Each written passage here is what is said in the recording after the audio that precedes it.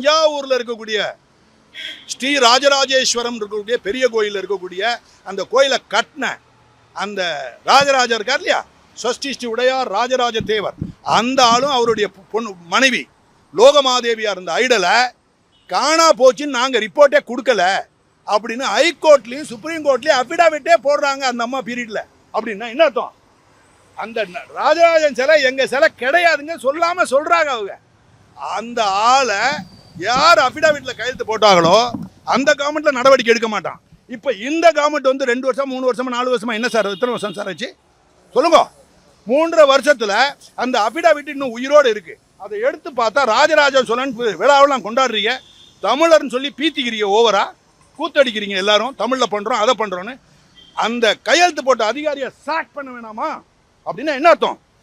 அந்த சிலை எங்க சிலை இல்லைன்னு சொல்றாங்க, இன்டைரக்டா சொல்றாங்க அஃபிடாவிட்ல.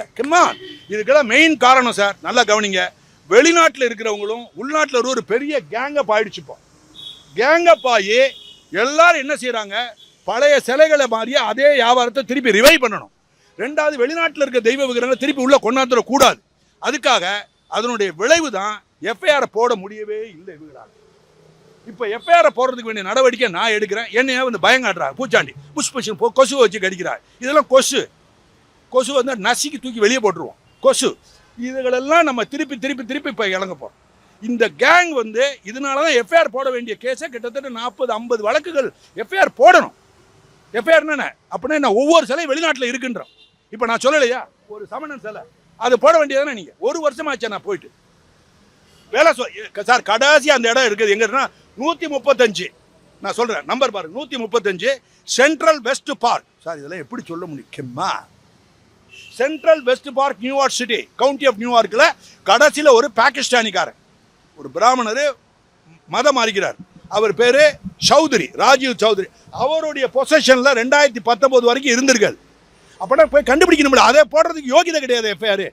ஆனால் புதுசாக நான் சொல்ல போன வருஷம் போட்டதுக்கு இன்ன வரைக்கும் போடலையே. அதோட விலை எவ்வளோ? 2,97,00,000.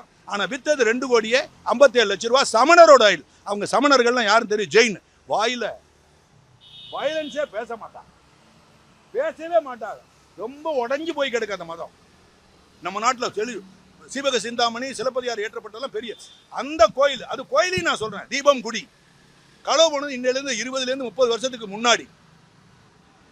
இவ்வளோ தூரம் சொன்னது அது கேஸை போடலைன்னா இது என்ன அப்புறம் திருப்பி இப்போ பேசுறதுனால கவர்மெண்ட்டா இது இல்லையா அப்படிங்கும்போது சன் டிவிக்காரங்க கோச்சிக்கிறாங்க.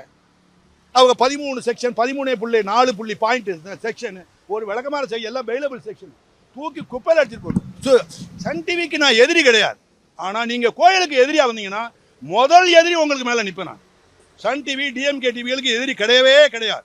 கோயிலுக்கு எகென்ஸ்டாகவும் தெய்வ விக்கிரகங்கள் எகென்ஸ்ட் யார் வந்தாலும் சரி தலையை அடமானம் வச்சு எதிர்ப்பேன். ரிமைண்டர் ஆஃப் லைஃப் வரைக்கும் சண்டை போடுவேன், விட்டு கொடுக்க மாட்டேன். இது என்ன நாடு? இந்த சண்டைகளை எல்லாம் காரணம் முன்னாடி நிற்கிற 50 தமிழர்களுக்கு சார்பாக நான். கோயிலுக்காக யார் சார் இருக்கா சண்டை போடுறதுக்கு?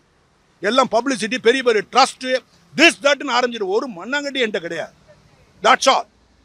நான் உழைக்கிறேன், அதுக்காக வரேன். அதனால யார் தப்பா எடுத்துக்கணும்?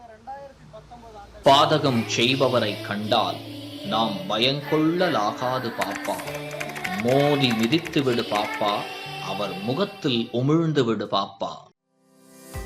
அண்மை செய்திகளை உடனுக்குடன் தெரிந்து கொள்ள இணைந்திருங்கள் இயம்நாடு தொலைக்காட்சியுடன்.